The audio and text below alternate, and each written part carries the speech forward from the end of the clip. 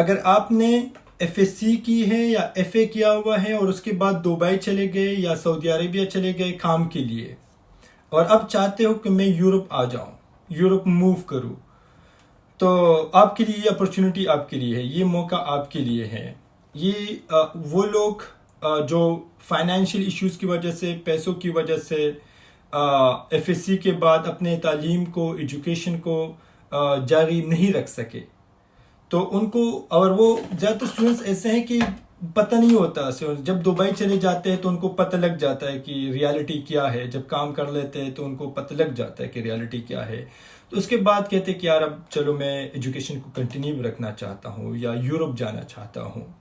لیکن زیادہ تر یورپین کنٹریز میں یہ ایشو ہے کہ وہ کہتے ہیں کہ یار آپ کے پاس بیچلر کی ڈگری ہونی چاہیے، مطلب ایف ایس سی کے بعد 4 سال پڑھے ہو چکے ہوں گے، مطلب اس طرح کی ریکوائرمنٹس ہوتی ہیں. لیکن ایک ایسا ملک میں آپ کو آج بتانے جا رہا ہوں جہاں پہ آپ کو اگر آپ کے پاس بیچلر کی ڈگری نہیں ہے کوئی مسئلہ نہیں ہے، ایف ایس سی کی ہے، 3 سال ہو گئے، 4 سال ہو گئے، 6 سال ہو گئے، 8 سال ہو گئے، 10 سال ہو گئے، کام کیا، اب واپس پڑھائی کرنا چاہتے ہو، بیسٹ اپرچونٹی ہے، بہترین ہے، کوئی پرابلم نہیں ہے، صحیح ہے.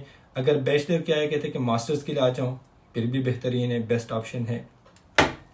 اچھا یار، یہ جو ملک ہے وہ ہے آئس لینڈ ہے. آئس لینڈ میں کیا سین ہے کہ وہ ادھر کوئی عمر کی لمٹ نہیں ہے، ایج لمٹ نہیں ہے. لیٹ سپوز اگر آپ کی bachelor F S C I don't know 2015 میں کی ہے، 13 میں کی ہے، 14 میں کی ہے، پھر بھی آپ ایجوکیشن کنٹینیو کرنا چاہتے ہو تو آپ کر سکتے ہو، صحیح ہے.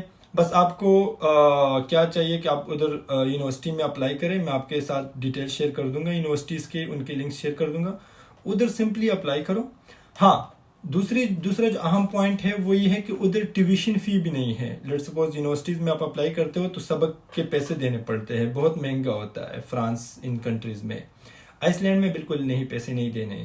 ادھر آپ کو جو خرچہ چاہیے وہ اپنی مطلب اپنی رہائش کے لیے آپ کو خرچہ چاہیے ہوگا، مطلب لیونگ کے لیے. اب کیا سین ہوتا ہے کہ آپ کہیں بھی رہتے ہو تو آپ کو اب دوسری بات یہ ہے کہ جو آئس لینڈ بہت مہنگا ملک ہے، مطلب بہت خرچے ہوتے ہیں ادھر، زیادہ بہت ٹھنڈا ملک ہے، آپ لوگوں کو پتہ ہے. تو ادھر کی مطلب اگر خرچے زیادہ ہے تو سیلریز بھی زیادہ ہوتی ہے، تنخواہیں بھی زیادہ ہوتی ہے. اگر لیٹ سپوز یورپ کی باقی کنٹریز میں جو پارٹ ٹائم جاب الاؤڈ ہے اسٹڈیز کے ساتھ وہ ہے 20 گھنٹے پر ویک.